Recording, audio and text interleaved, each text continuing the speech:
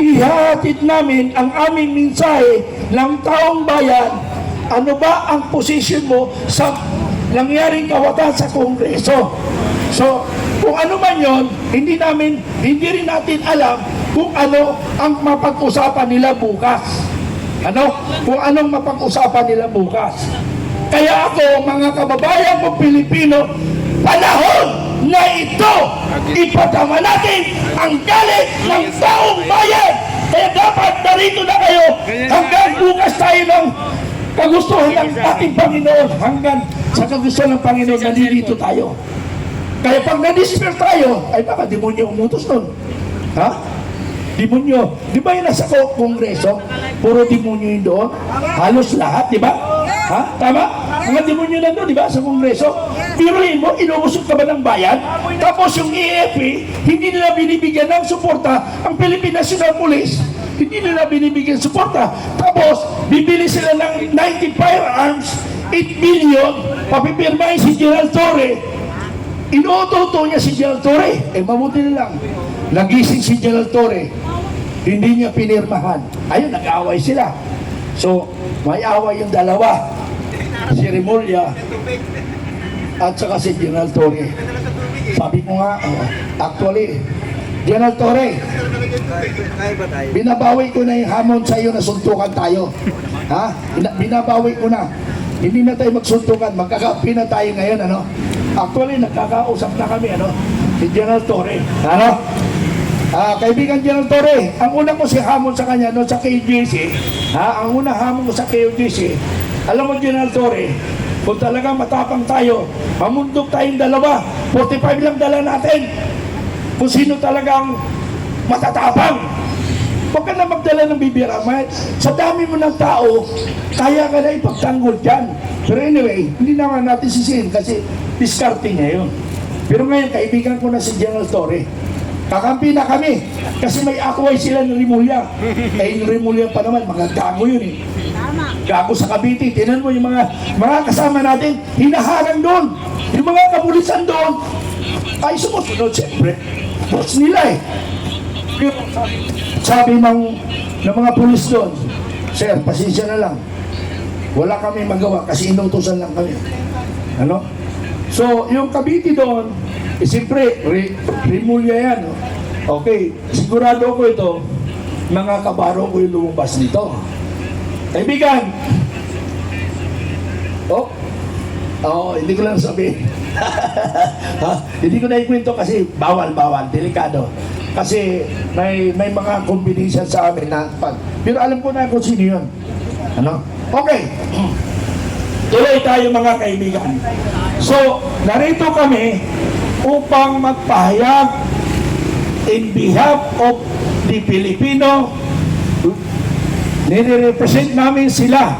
Pero hiling lang namin, kaibigan, hiling lang namin ng mga nakikinig ngayon sa mga vloggers at sa mga bayarang mystery media, ang kinakover, alam niyo mga kaibigan, kwentong ko kayo, yung mga mystery media, alam mo kinakover nila? Mga NPA! Yes! Kaya yung mystery media, NPA na rin yan! Hindi, totoo naman talaga. Maraming mga maka-NPA dyan. Kasi yung mystery media, hanap buhay nila. Sa atin, walang pera. Sila may pera. Kasi billion of pesos nga eh. Sabi nga eh. Karamihan dito ng mga kapulisan at sundalo, hindi alam nilang kwento. Kwentuhan ko kayo para may idea kayo. Sabi ng isang politician, sabi ni Speaker Magnanakaw, sabi niya, lady, yung kanta, hindi, yung first lady, sabi niya, give me 3 trillion. Tagalogin ko para hindi 3 trillion, bigyan mo ako and I will conquer the Philippines. Wow. Ano yung conquer the Philippines? Iko-conquer nila lahat yung mga kalaban nila sa politika.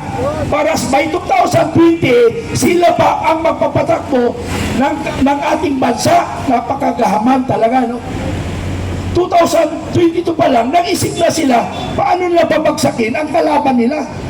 Di ba demonyo yun? Di ba demonyo pag-iisip nun?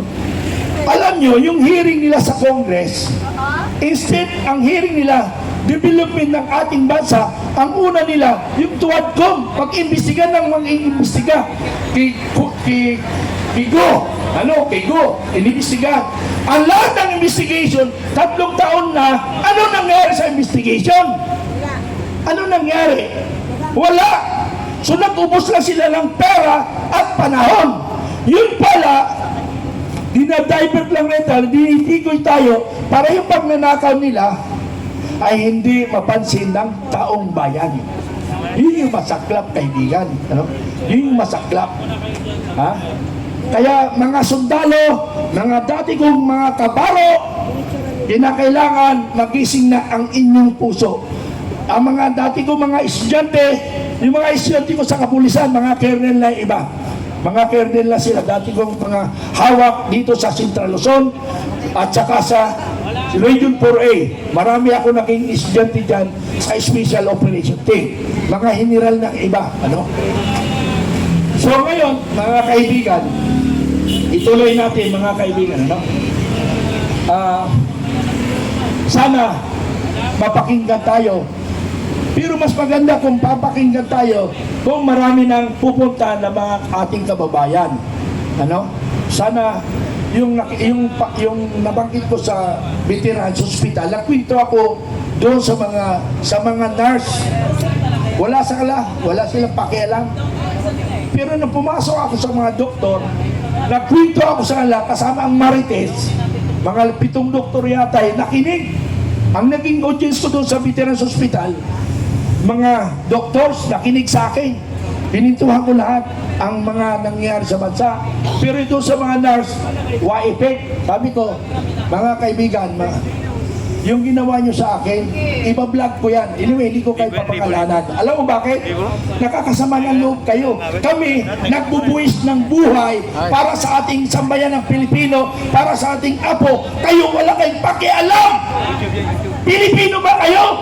Hindi kayo nakakaramdam ng pagnanakaw ng mga politisyan? Hindi nyo naramdaman yan? O wala kayong pakiramdam?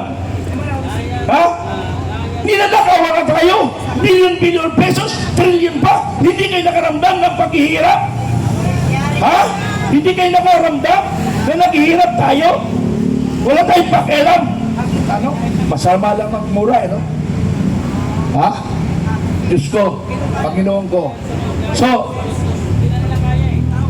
yung dalawa, alam nyo kasi, ang alam mo yung pinaka-demonyo, pinaka-demonyo, yung humahawak kay First Lady. Ha? Alam nyo, malibang kay Speaker Romualdez, si Speaker Romualdez, siya may control ng pondo by instructed by First Lady. Then si First Lady, mayroon pa humahawak sa kanya. Ha? Mayroon pa humahawak sa kanya. Alam nyo ba yun? Sino? Demonyo! Demonyo nga, pero alam nyo kung sino yun? Sino? Lisa! Si Lisa. Ayun eh. Si Lisa Mayura. Si Lisa yun. Mayroong humawak sa demonyita. Ha? Okay.